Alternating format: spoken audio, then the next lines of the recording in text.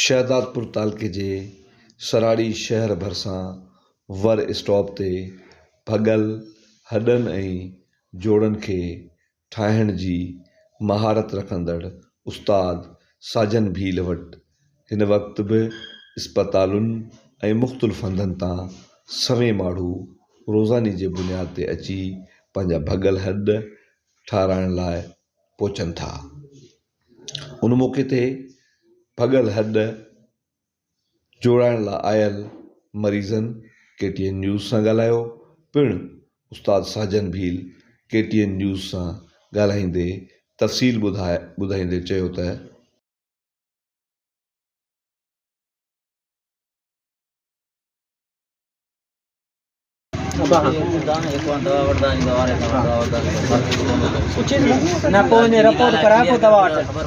हाँ बिल्कुल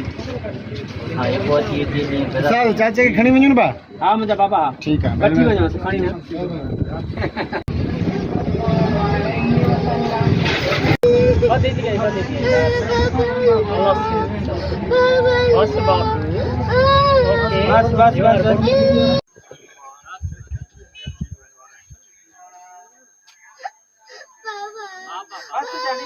रो ना टीवी में फोटो दई कम कंदो उन नालो छा हो? उस्ताद परूमल। अच्छा, घणो वक्त ने कम कयो हुई? उन्हें घणो वक्त कयो। इते आयो 82 में। 82 का वठी इते हो पो 2003 में उस्ताद रज़ा करे वियो। 2003 का पोइ असां खे दुआ मिलियल आहे अल्लाह जे फज़ल करम सां। मरीज़ अचन था रोज़ानी जे बुनियाद ते अंदाज़न घणा मरीज़ अचन?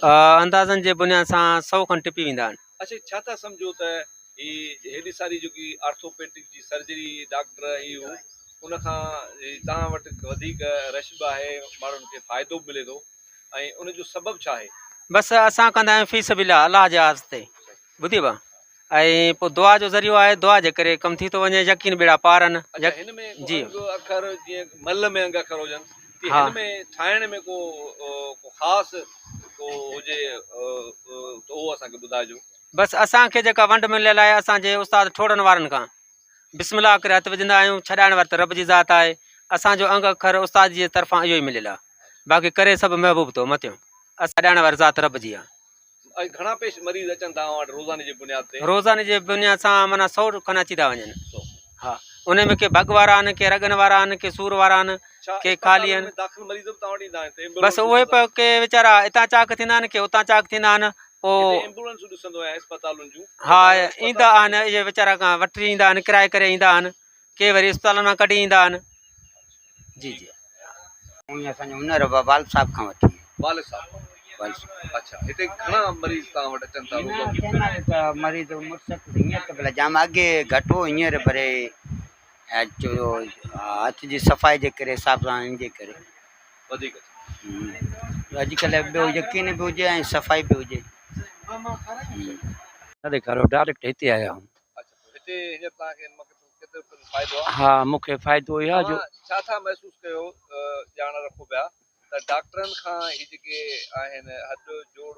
सही मां साइकिल मोटर सां किरी पियोसि। हा, पोइ हीउ जेको गोल हुओ इन खां हेठि थोरो मूंखे थोरी फोट अची वई। अच्छा, पोइ डॉक्टरनि वटि तव्हां वियो? न न, असां डॉक्टर ही आहे। हिन जो नालो छा आहे जंहिं वटि? साजन। साजन। घणे टाइम खां तव्हां हिन खां आहियो? साईं जंहिंजो नालो साजन आहे उहो ई साजन आहे।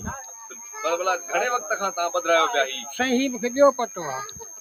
पहिरियों छा महसूसु कयो था? हाणे मूंखे सूर बि कोन्हे, ऐं उन खां अलावा जेको ही पतो कयो त हाणे वरी ॾिसूं तॾहिं वरी इहो खुले। अञा सूर तकलीफ़ बि कुझु बि कान्हे का। हिते आयो या तव्हां आर्थोपेडिक डॉक्टर वटि बि वियो? न हिते ई आया हिते घणा ॾींहं थिया आहिनि? तव्हां छा फ़र्क़ु महसूसु कयो था? सही थी वियो आहे, फर्स्ट क्लास थी वियो आहे। चौथों पंजों पटो आहे, सही थी वियो आहे अल्हम्दुलिल्लाह।